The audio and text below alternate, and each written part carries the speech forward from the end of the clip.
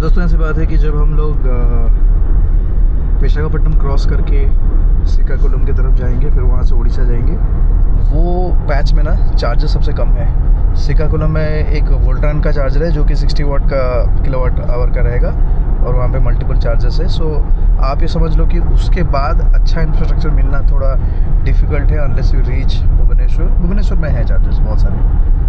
सो अब हमें क्या करना है? सो डिस्टेंस अगर हम लोग देखेंगे वो चार्जर से लेके Bhubaneswar is going to be around 335 या 40 किलोमीटर्स के आसपास। अब देखो, आप ये बोलोगे कि भाई क्या ये 350 भी रेंज नहीं जाएगा? देखो, जाना अलग बात है, लेकिन रेंज एंग्जाइटी हो जाएगा डेफिनेटली। क्योंकि देखो, अब जैसे हम बैंगलोर के पास हैं, कहीं जा रहे हैं, ट्रिप कर रहे हैं, डे ट्रिप कर रहे हैं, तो उसमें क्या है ना, पेशेंस भी रहता है कि आप जो है बड़ा आराम से चला के जाते हो, तो आप उसमें 400 का रेंज भी निकाल दोगे, 450 भी तक भी ले सकते हो। लेकिन हाईवे ट्रिप पे क्या होता है, एक तो देखो लगेज वगैज, गाड़ी पूरा फुली लोडेड है, हम लोग 3 लोग हैं, लेकिन लगेज पूरा है, आगे फ्रंट में भी लोड है, तो लोडेड है। दूसरी बात क्या है ना, बिकॉज हम बैंगलोर से ड्राइव करके आ रहे हैं, we can not drive slow. जैसे हम एक डे ड्राइव में जैसे ड्राइव कर रहे हैं वैसे हम कर ही नहीं पाएंगे। तो उस केस पे क्या होगा कि आप रोड के हिसाब से भगाओगे, और ईवीज़ जो है ना भाई, 100 के ऊपर अगर चलाओगे वो कभी भी अपना बेस्ट रेंज पे आएगा ही नहीं, 100 के नीचे ही आएगा। और हम जो भगा रहे हैं वो तो 110 120 ये तो कॉमन स्पीड है, तो इसमें आप बहुत ज़्यादा रेंज निकाल नहीं सकते हो। तो वहाँ जो है आपको थोड़ा दिक्कत हो सकता है। अब ऐसा नहीं कि उड़ीसा के अंदर चार्जर नहीं है, चार्जर्स है। जो मैंने देखा प्लगशेयर ऐप पे 30 किलोवाट आवर का बहुत सारे चार्जर्स है। बट 30 किलोवाट में प्रॉब्लम ये है कि भाई अनलेस एंड अनटिल वो बहुत ज़्यादा इमरजेंसी वाला सिचुएशन ना बने, उसमें वो चार्जर यूज़ करना मतलब इंटरेस्टिंग नहीं है, टाइम लगेगा बहुत।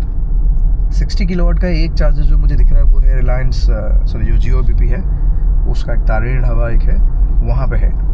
अब एक ही चार्जर के भरोसे अगर आप जाओगे और मानो कि वो किसी भी रीज़न के लिए नहीं चल रहा है, लेट्स से कि आपका पावर कट हो गया है या फिर ऑक्यूपाइड है या फिर एक गाड़ी लगा हुआ होगा तो 30 किलोवाट अदर गाड़ी के लिए हो जाता है, ऐसा कुछ भी हो सकता है। पावर जाना तो सबसे कॉमन प्रॉब्लम हो सकता है। तो अगर वो ऐसा कुछ हो गया फिर तो उसके बाद और चार्जर मिलना डिफ़िकल्ट है, तो थोड़ा टेंशन हो जाओगे। तो वहाँ पे हम जो है क्या कर सकते हैं, वो वाला पैच में थोड़ा हाइपर माइलिंग कर सकते हैं, मतलब थोड़ा कॉन्शियसली ड्राइव करना है। और सबसे बेस्ट तरीका मैं आपको दिखाता हूँ कि ये हाइपर माइलिंग कैसे किया जाता है, जो खास करके इस गाड़ी में मुझे समझ में आया, जो कि बेस्ट माइलेज निकाल सकता है। हमें बेसिकली खेलना क्या है पता है, रीजन ब्रेकिंग के ऊपर। सो आपको पता है कि देखो, ये अगर मैं यहाँ पे भी दिखाऊंगा, अभी जैसे L2 है तो रीजन लेवल 2 पे है, और अगर इसमें मैं ये बटन को प्लस करूँगा तो यहाँ पे आप देखोगे L3 हो गया। सो L3 जो है मैक्सिमम रीजन है। जैसे अभी देखो 80 किलोमीटर पर आवर पे है, और अगर मैं इसको ऐसे एक्सीलेटर छोड़ देता हूँ, देखो इमीडिएटली वो स्लो हो जाता है, पूरा स्लो हो गया। देखो स्पीड देखो स्लो हो गया, तो काइंड ऑफ ब्रेक जैसा काम करता है। L3 की एडवांटेज क्या है, ये बहुत तेज़ आपकी बैटरी को जो है रीजनरेट करके चार्ज करता है। बट इसकी डिसएडवांटेज ये है कि ये गाड़ी को बहुत जल्दी स्लो भी कर देता है। It kind of acts as a very strong resistance, जिसकी वजह से क्या होता है, दोबारा जब आप एक्सेलरेट करते हो ना, गाड़ी को उतना एफर्ट भी लगता है, इतना वेट और सबके साथ फिर से मोमेंटम पकड़ने के लिए। सो एडवांटेज एंड डिसएडवांटेज। L1 पे आप जा सकते हो। L1 क्या है, लेवल 1 है। लेवल 1 में क्या होगा, तो जैसे आप रीजन मतलब जो एक्सेलरेटर छोड़ते हो, गाड़ी जो है चलता रहेगा, but there will be some resistance still, जो कि गाड़ी को धीरे धीरे स्लो कर देगा।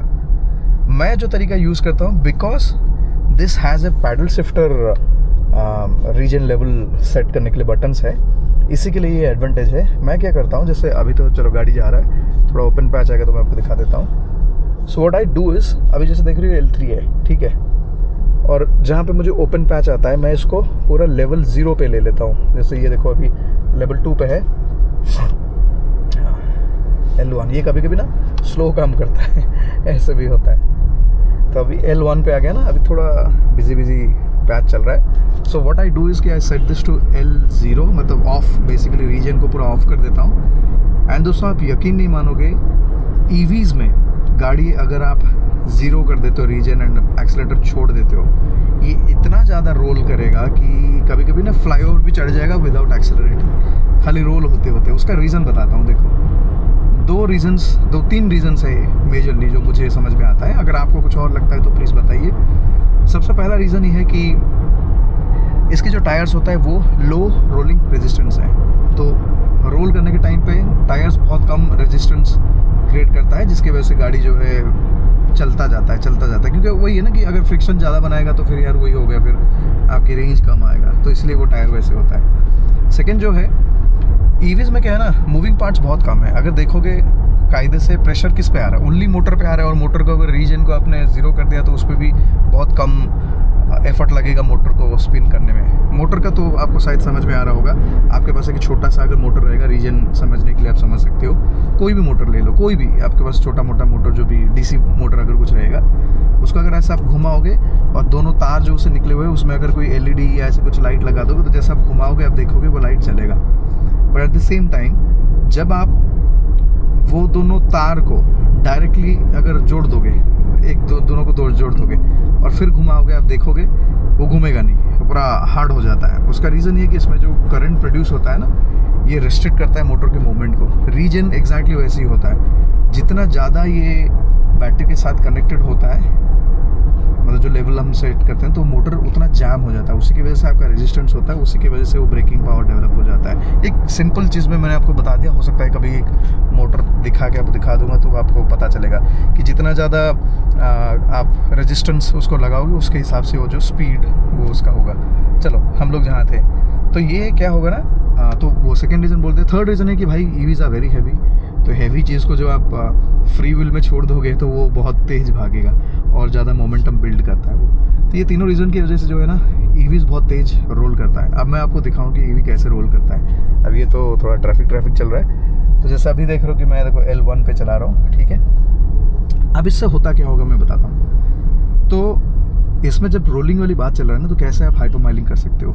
आप क्या किए, इसको जब रोड खाली है 0 पे रख दो, पूरा रीजन को ऑफ कर दो, एक्सीलरेटर थोड़ा दो, जैसे 100 ऐसा कुछ स्पीड होता है छोड़ दो एक्सीलरेटर, एंड ट्रस्ट मी बहुत ही धीरे धीरे से स्पीड कम होगा, मतलब ऐसे झटके में कम नहीं होगा, क्योंकि रेजिस्टेंस 0 हो जाता है। 0 तो नहीं होता है ऑब्वियसली, कुछ ना कुछ रहता है, बट बहुत लो रहता है, मिनिमल रहता है, तो उसकी वजह से ये चलता जाएगा। तो वो है हाइपरमाइलिंग। उसमें क्या होता है ना, जब ये रोल करता रहेगा ना, आपका कोई यूज़ नहीं होगा बेसिकली, मतलब पावर यूज़ नहीं हो रहा, तो आपने एक एक्सीलरेटर का एक पंच दिया और छोड़ दिया।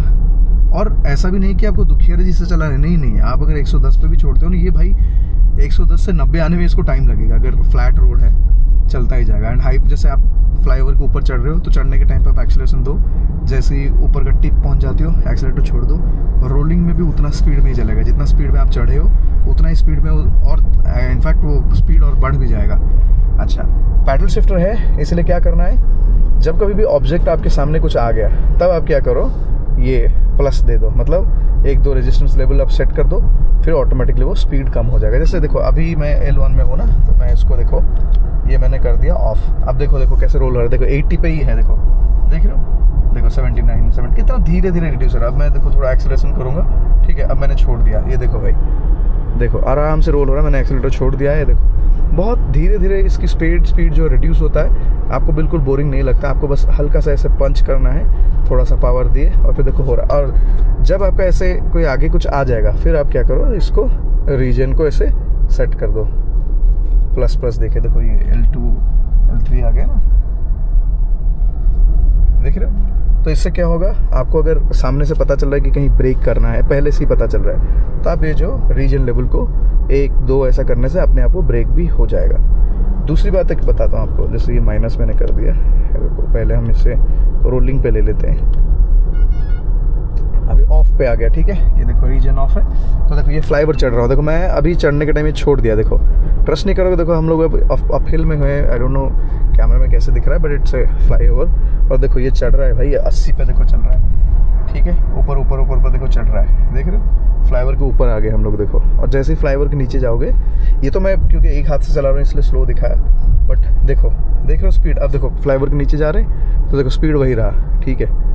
ये चीज़ आप इवन 100-90 ऐसा स्पीड पे भी कर सकते हो, देखो 70 हो गया, देखो क्योंकि फ्लाईओवर के नीचे जा रहा है, स्पीड बढ़ रहा है। तो ये एडवांटेज है रोलिंग के साथ, देखो 72-73 देखो बढ़ रहा है, देख रहे हो 74, देखो एक्सीलरेटर मैंने पूरा छोड़ दिया है, पूरा ही छोड़ दिया है।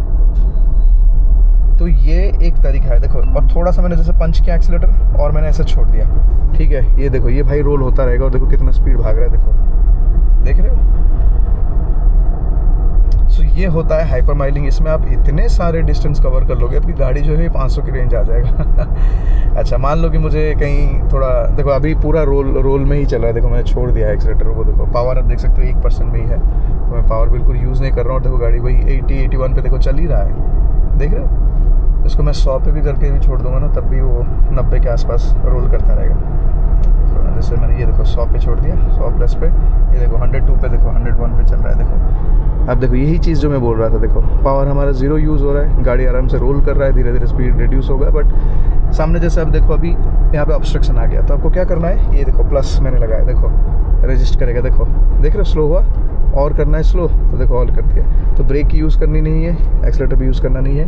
एंड देन अगेन आपको जब चाहिए फिर आप इसको 0 फिर से कर दो, देखो ऑफ भी हो गया रीजन, एंड देन एक्सीलेटर लगाओ, चलेगा। इसमें आपको इतना सारा रेंज आ जाएगा कि आप बिलीव ही नहीं कर पाओगे।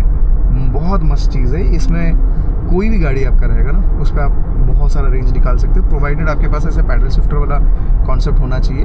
एंड ये एक और रीज़न था जिसकी वजह से मैंने XCV और क्रेटा को शॉर्टलिस्ट किया था, क्योंकि इन दोनों में जो है पैडल शिफ्टर है। आई थिंक सफारी में भी, सॉरी हैरियर में भी अभी पैडल शिफ्टर उसमें भी आता है। बट ये एक रीज़न था कि जब मैं विंडसर देख रहा था उसमें ये चीज़ नहीं हो पा रहा था, क्योंकि उसमें ना रीजन लेवल को सेट करने के लिए जाके मेनू में करना पड़ता है।